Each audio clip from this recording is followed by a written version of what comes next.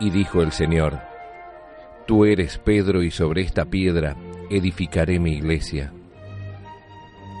El Santo Padre, Benedicto XVI, en su aprobación y promulgación del compendio del Catecismo escribió: Agradezco infinitamente a Dios nuestro Señor el haber dado este catecismo por mi venerado y amado predecesor, el Papa Juan Pablo II. Estos, la Iglesia, el Papa y el Catecismo, son los fundamentos de esta catequesis de primera comunión. En el nombre del Padre, y del Hijo, y del Espíritu Santo. Amén. Ave María Purísima, sin pecado concebida. Bienvenidos, queridos amigos, a nuestro curso para padres y catequistas de primera comunión. Mónica, bienvenida y muchas gracias por estar aquí. Gracias a vos, Padre Juan María. ¿Cómo estás? Bien, y seguimos avanzando. Ya estamos en nuestra lección número 27 y en la historia sagrada vamos a relatar brevemente los milagros más importantes de la vida de Jesús. Hoy vamos a hablar de la primera parte, de los primeros milagros, tal como está narrado en esta historia sagrada para chicos. Y Dios mediante, en el programa próximo, el programa 28, continuaremos con los milagros de Jesús. Y cuenta así la historia. Jesús y María, su madre, fueron invitados a un casamiento en Caná, un pueblito próximo a Nazaret, de donde era Natanael. Estaban en plena farra cuando María, que ayudaba a los dueños de casa, advirtió que el vino se había acabado. Y que se acabara el vino en mitad de la fiesta era un papelón terrible para los novios. Se acercó entonces discretamente a Jesús, la Virgen, y le dijo: No tienen vino. Jesús le contestó: ¿Qué le vamos a hacer? Todavía no llegó el momento en que empezaré a realizar milagros. Sin embargo, María les indicó a los mozos que servían: hagan lo que Él les diga. Sonrió Jesús al ver la insistencia de su madre y ordenó a los mozos: llenen con agua las tinajas del vino. Los mozos hicieron lo que les mandó y llenaron hasta el borde las tinajas. Estas eran 6, de piedra, de una capacidad de entre 80 y 120 litros cada una. Enseguida dijo Jesús: ahora llévenle un poco de esta agua al maître para que la pruebe. Probó el maître aquella agua y se quedó asombrado. Era un vino de primera, mejor que cualquier reserva mendocino. Y tanto fue su asombro que lo encaró al novio y le protestó: vea, señor, nada más que a usted se le ocurre servir recién al final el mejor vino. Una persona razonable lo hubiera servido de entrada y una vez que los convidados estuvieran bien chupados, les habría dado el fulero. Así ni se enteraban del cambio. Ese fue el primer milagro que hizo Jesús. Un milagro alegre que tuvo por marco una fiesta de casamiento y que realizó por pedido de su madre, a quien nada le niega. Muchos otros milagros hizo durante sus andanzas por la tierra. Estaba un día Jesús en la ciudad de Cafarnaún. La multitud se apiñaba alrededor de la casa en que se hallaba, bloqueando puertas y ventanas. Y había unos hombres que tenían un amigo paralítico al que querían presentar a Jesús para que lo curara, pero no podían llegar a él. De pronto, con sorpresa, el Señor vio que se abría un boquete en el techo del cuarto donde se encontraba. Polvo y cascotes cayeron en medio de la pieza, y por el agujero bajaron con cuerdas a un hombre acostado en una camilla. Los amigos del paralítico habían encontrado la manera de acercarlo a Jesús, y Jesús curó al paralítico. Así deben ser los amigos, y las amistades un buen instrumento para acercar los hombres al Señor. Jesús atravesó en un barquito el lago de Genesaret, que es un lago al que llaman mar en Palestina. Al llegar al otro lado, le salió a cruce un hombre endemoniado. Aquel hombre era una fiera. Vivía entre las tumbas que estaban en las afueras de una ciudad llamada Gerasa y asustaba a la gente con los aullidos que pegaba. Varias veces habían tratado de dominarlo, atándolo con cadenas, pero él hacía pedazos las cadenas y no había forma de sujetarlo. Jesús le preguntó al diablo que poseía a aquel hombre: ¿cuál es tu nombre? Mi nombre es Regimiento, contestó, porque somos muchos diablos. Pastoreaba por allí una tropa grande de chanchos y Jesús les mandó a los demonios que abandonaran ese desgraciado, permitiéndoles que se metieran en los chanchos. Dicho y hecho, en bandadas salieron los diablos, se metieron en los chanchos y estos despavoridos saltaron desde una barranca ahogándose en el lago. El hombre quedó mansito y feliz.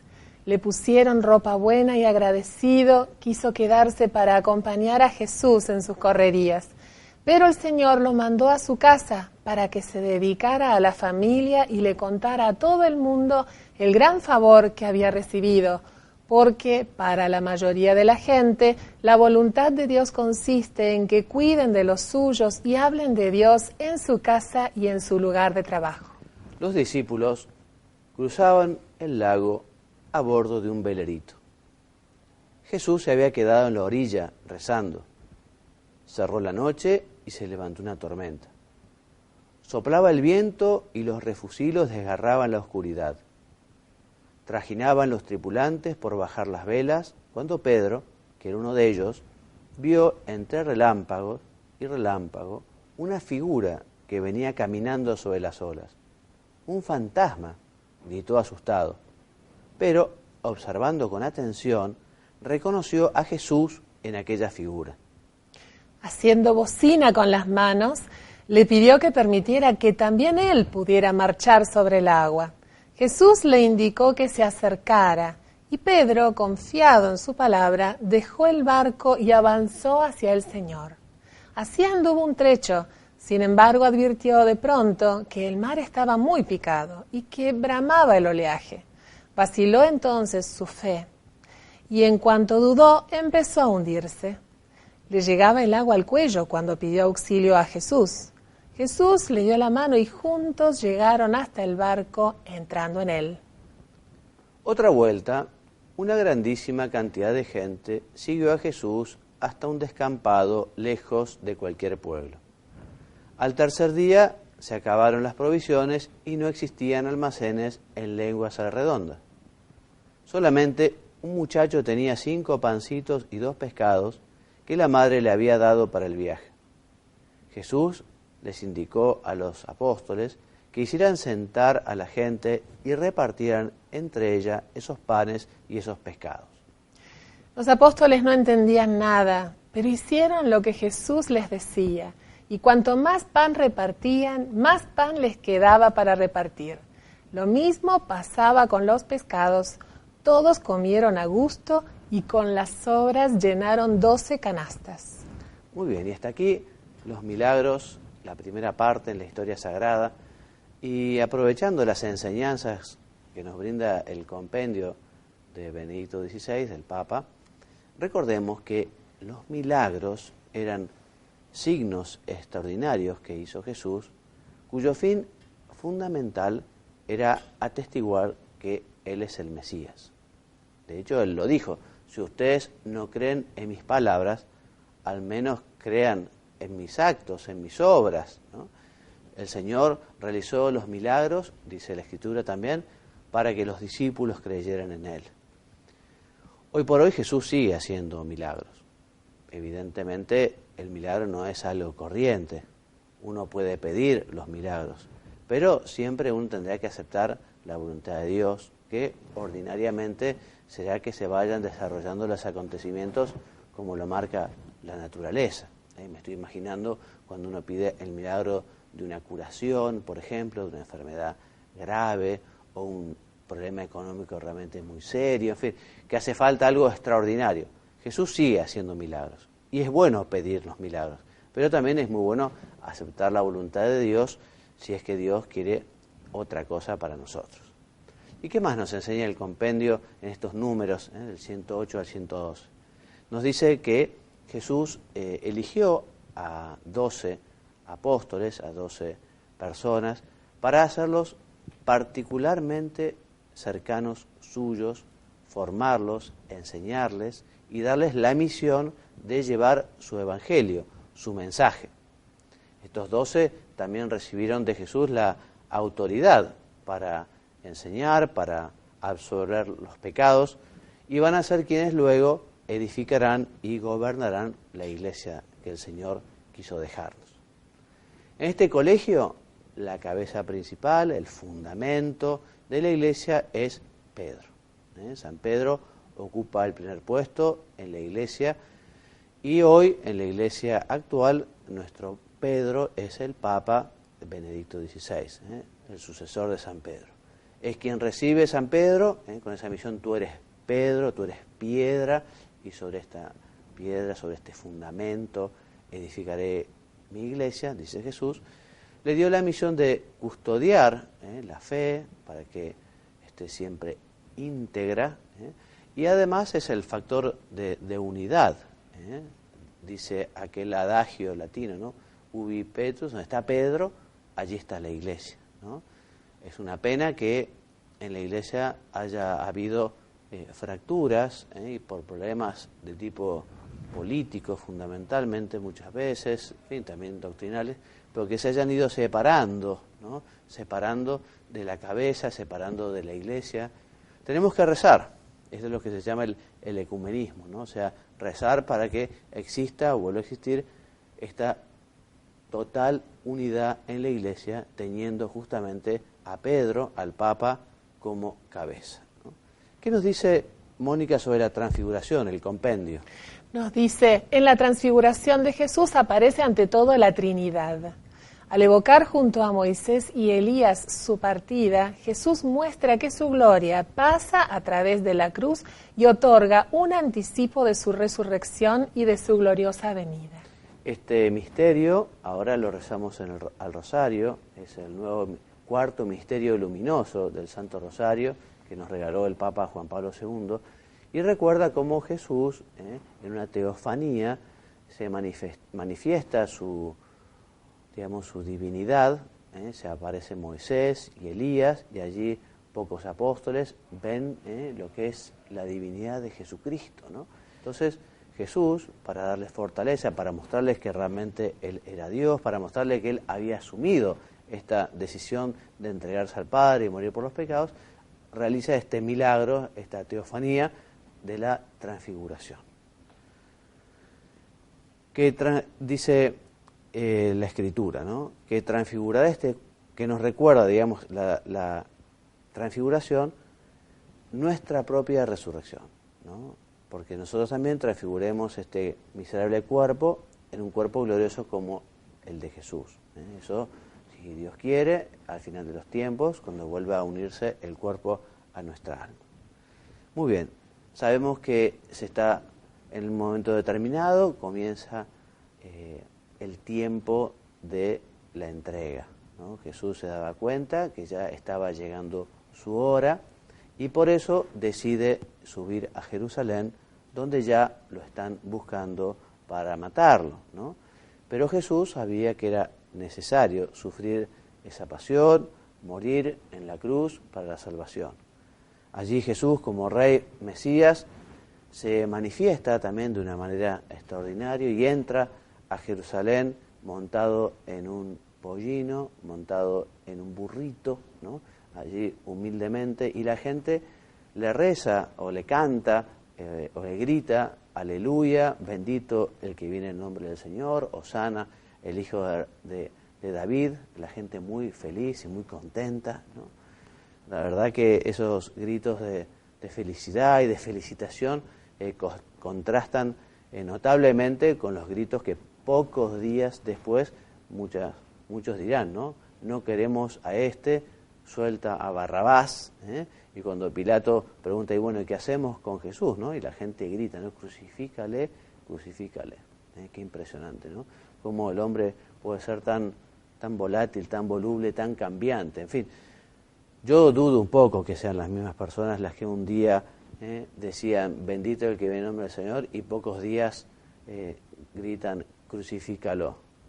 Pero también constato en mi propia vida, y ustedes también seguramente, que pese, digamos, a la buena voluntad y a las ganas de rezar y portarse como un hijo de Dios, nosotros también tropezamos y caemos y pecamos, ¿no? Y cuando ofendemos a Dios estamos de alguna manera diciendo eso, ¿no? Que lo crucifiquen, es como si le diéramos esas bofetadas durante su pasión.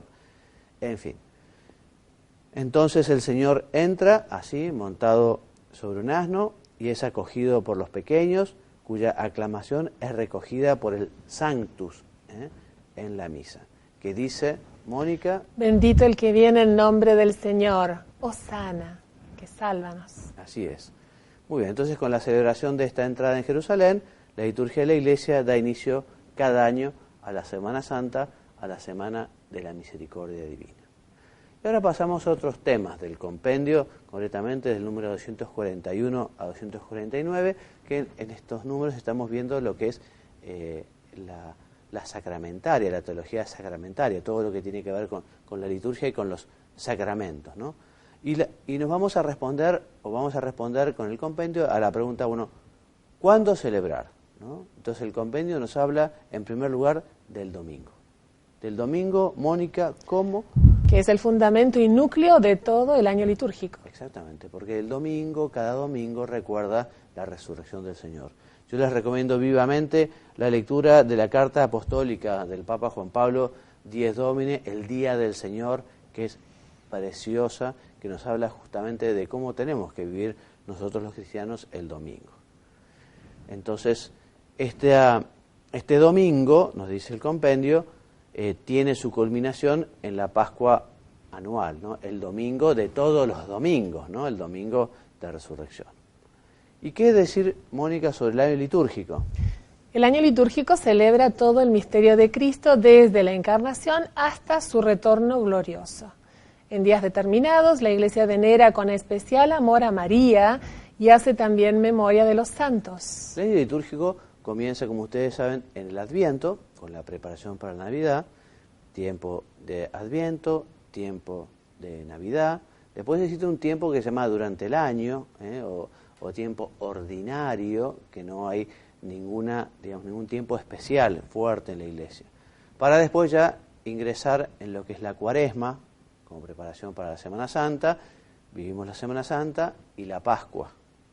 Y después también tiempo ordinario o tiempo durante el año, para comenzar después luego de vuelta el Adviento.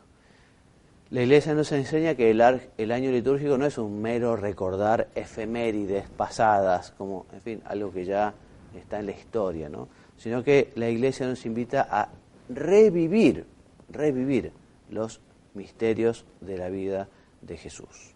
Muy bien, Mónica. ¿Y la liturgia de las 2 horas qué es? Es la oración pública y común de la Iglesia. Es la oración de Cristo con su cuerpo, la Iglesia.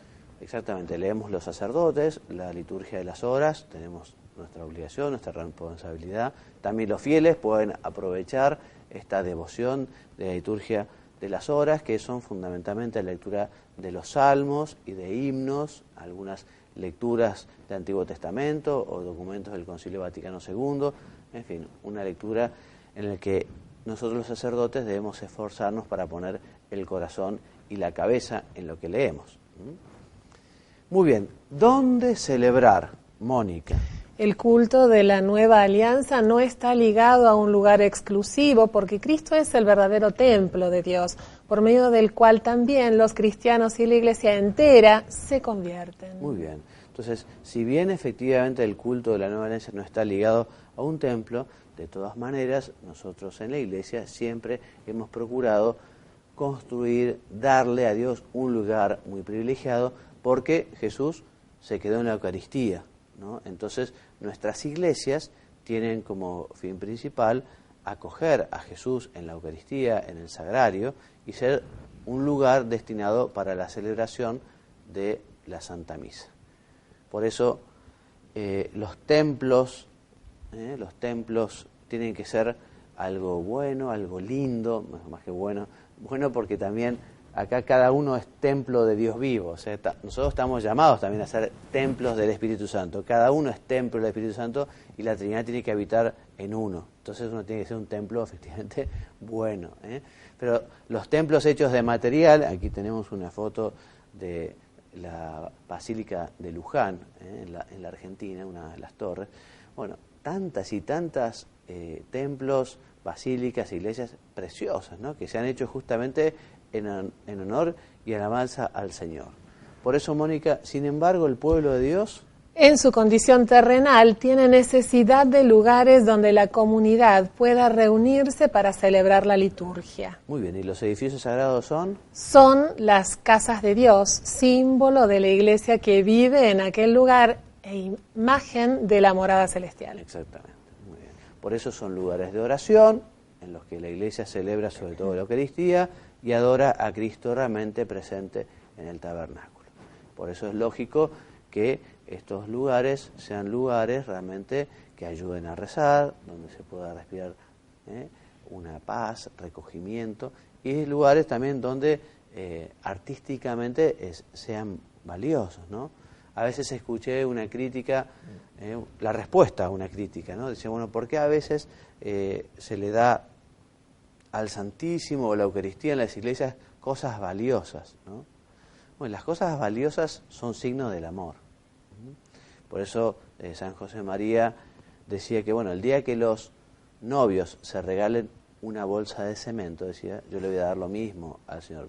Pero si los novios se regalan una joya o algo precioso como manifestación de su amor, entonces yo también voy a procurar que los templos, las iglesias, sobre todo los vasos sagrados o los sagrarios, realmente dentro, digamos, de lo que es el sentido común y la lógica, ¿no? Pero que sean algo rico y bello. Muy bien, entonces hay unos lugares principales dentro de los edificios sagrados. ¿Y estos son, Mónica? El altar, el sagrario tabernáculo, las crismeras o vasos sagrados donde se conservan el santo crisma y los otros santos óleos, y la sede del obispo o cátedra o del presbítero. Entonces, el altar es la mesa, ¿no?, donde se celebra el sacrificio, que también representa a Cristo. El sagrario tabernáculo es donde está justamente la hostia santa consagrada en el copón habitualmente. Las crismeras es donde va justamente el santo crisma o los otros óleos de los catecúmenos o de los enfermos. Los vasos sagrados, el cáliz, el copón. Y también la sede es lo que es esa silla o esa... suele ser algo más importante, como un sillón importante que está en lugar preferencial, porque allí ejerce, digamos, el ministro que celebra, es donde se sienta, que puede ser el obispo o el presbítero. Acá no tengo ninguna foto, pero vamos a ver si alguna foto encontramos sobre lo que es la sede. Habitualmente allí, desde allí, el obispo o el sacerdote escucha las lecturas, por ejemplo, que hacen los fieles. ¿Qué más encontramos, Mónica, en las iglesias? Encontramos el ambón, la pila bautismal y el confesionario.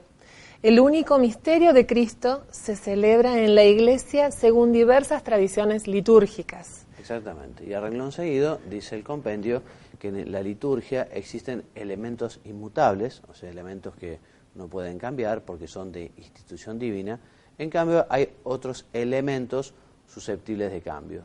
Por ejemplo, que en la misa se hable de vosotros o se hable de ustedes, es más o menos irrisorio. Pero, en cambio, que la fórmula de la consagración es esencial, ¿no? En pocas palabras. ¿Qué tal, Padre Juan María? En pocas palabras, esta semana y la que viene seguimos aprovechando el tiempo de María, el mes de mayo, para hablar un poquito más sobre ella, y hoy sobre la importancia de María en la catequesis para los catequistas. San Bernardo y San Buenaventura nos muestran los escalones para llegar a Dios. Esto tenemos que mencionarlo en la catequesis. ¿Por qué es importante hablar de María? ¿Por qué es importante hablar de ella sin temor a eclipsar a nuestro Señor, o a Dios Padre, o al Espíritu Santo? María es la gran mediadora. María, Mamá del Cielo, es la gran mediadora entre Jesucristo y nosotros. Por eso es el primer escalón.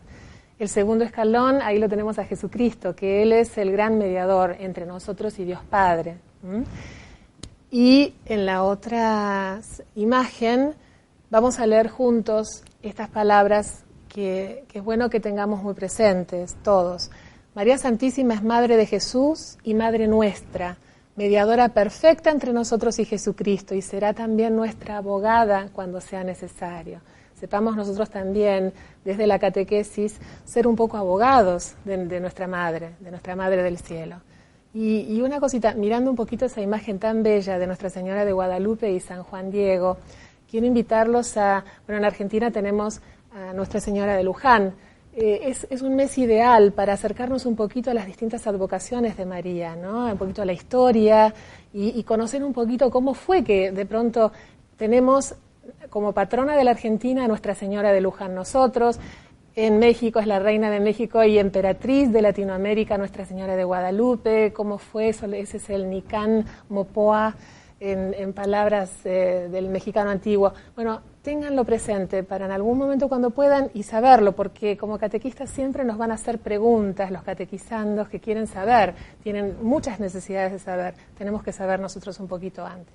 Seguimos con vos, Padre Juan María. Bueno, y terminamos porque estamos a un minuto, y sencillamente en la instrucción general del misal romano nos faltaba ver el rito de conclusión, que es la oración final que dice el sacerdote, algún aviso que pueda tener que darse antes de dar la bendición, ¿no? Que dice Dios, haciendo la señal de la cruz sobre el pueblo, todos responden amén. Y termina diciendo el compendio: en algunos días y ocasiones esta bendición, según las rúbricas, es pronunciada y enriquecida por la oración sobre el pueblo u otra fórmula más solemne. El obispo bendice con la fórmula adecuada, haciendo 3 veces la señal de la cruz sobre el pueblo. Y así terminaríamos con lo que es la misa. Vamos a continuar un poquito hablando de la misa. Les recomiendo, terminando, que no dejen de leer la instrucción para el misal romano para tener una idea acabada de cómo se debe celebrar, cómo se debe participar de la misa. Hasta el próximo programa, si Dios quiere. Me despido. Que Dios los bendiga y los haga muy santos. Amén. La Iglesia, el Papa y el Catecismo son los fundamentos de esta catequesis de primera comunión.